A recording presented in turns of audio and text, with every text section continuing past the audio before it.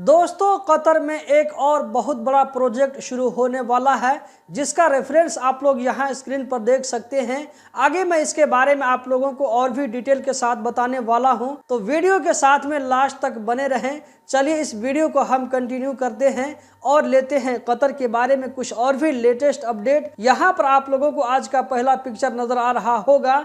इसमें कतर के बादशाह शेख तमीम बिन हमद आल सानी मोरक्को को बधाई देते हुए नजर आ रहे हैं, क्योंकि मोरक्को ने फीफा वर्ल्ड कप 2030 की होस्टिंग को जीत लिया है। इसी तरह यहाँ पर फीफा वर्ल्ड कप 2034 की होस्टिंग को सऊदी अरब ने जीत लिया है। तो उसी की मुनासबत से यहाँ पर कतर के बादशाह शेख तमीम बिन हमद आल सानी सऊदी अरब को बधाई देते हुए नजर आ रहे हैं। यहाँ पर आप लोगों को अगला अपडेट नजर आ रहा होगा। इसमें कहा जा रहा है कि कतर रेड क्रिसेंट ने, जो कि एक बहुत बड़ी कतरी चैरिटी है, इसकी तरफ से कहा जा रहा है कि 27 टन मेडिसिन, खाने पीने के सामान और रहने के लिए जो सामान चाहिए, तो टोटल 27 टन सामान को कतर रेड क्रिसेंट ने सीरिया को प्रोवाइड किया है। दोस्तों आप लोगों को मालूम होना चाहिए कि 4-5 दिनों पहले सीरिया के अंदर में जो है तख्त पलट हुआ, जिसमें वहां के पुराने सदर बशार अल असद की जो है हुकूमत चली गई। तो इसकी मुनासबत से यहाँ पर आप लोगों को एक वीडियो चलती हुई नजर आ रही होगी।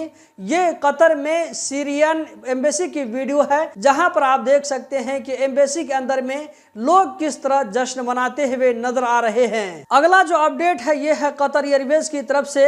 यहाँ पर कहा जा रहा है कि लेबनान के अंदर में जब से जंग बंदी हुई है, तो कतर एयरवेज की तरफ से कंटिन्यू फिर से फ्लाइट को चालू कर दिया गया है। दोस्तों कल वाली वीडियो मैंने आप लोगों को बताया था कि कतर में 18 दिसंबर को नेशनल डे की मुनासबत से कतर एयरवेज की तरफ से एक बड़ा ऑफर दिया गया है। वो ये कि अगर आप कतर एयरवेज का टिकट परचेज करते हैं तो आप लोगों को 30% तक की छूट मिल सकती है। अब हम आप लोगों को कतर में उस बड़े प्रोजेक्ट के बारे में बताने वाले हैं। दोस्तों यहाँ पर आप लोगों को जो उसका रेफरेंस नजर आ रहा होगा, इसमें कहा जा रहा है कि कतर में एक कंपनी है जिसका नाम कहरमा है। आप लोगों ने कहरमा के बारे में जरूर सुना होगा।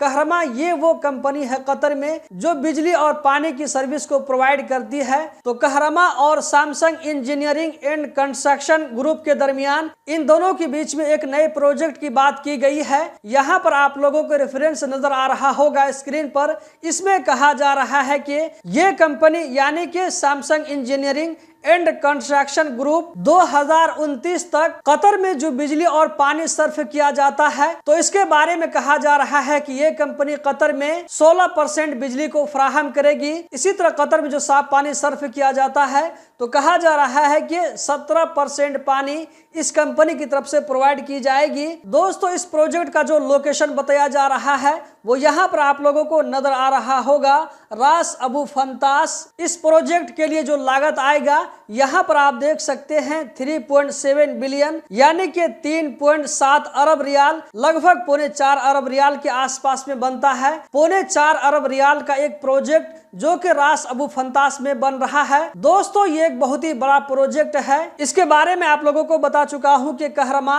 और Samsung engineering and construction group के दरमियान में एक बहुत बड़ा प्रोजेक्ट बनने जा रहा है, जो कि 2029 तक कंप्लीट हो जाएगा। दोस्तों इससे पहले मैं आप लोगों को और भी बड़े बड़े प्रोजेक्ट के बारे में बता चुका हूं। तो इन सारे प्रोजेक्ट को देखते हुए लगता है कि कतर में आने वाले दिनों में बहुत सारे काम आने वाले हैं। दोस्तों आप लोग इस वीडियो के बारे में क्या कहना चाहेंगे कमेंट बॉक्स में जरूर बताएं। यहाँ पर मैं आप लोगों को बताता चलूं कि आप लोगों के साथ मैं जो भी चीज शेयर करता हूं वो जो है बिल्कुल रेफरेंस के साथ में, प्रूफ के साथ में। अगर आप चाहें तो इस चीज को आप इंटरनेट पर देख सकते हैं। वीडियो के आखिर में आप लोगों से यही कहना चाहूंगा कि कतर के बारे में रोजाना अपडेटेड रहने के लिए गल्फ एक्सपर्ट यूट्यूब चैनल को जरूर सब्सक्राइब करें, ताकि कतर के बारे में आपसे कोई भी अपडेट मिस न होने पाए। वीडियो को लाइक करके आगे जरूर शेयर करें। बहुत बहुत शुक्रिया।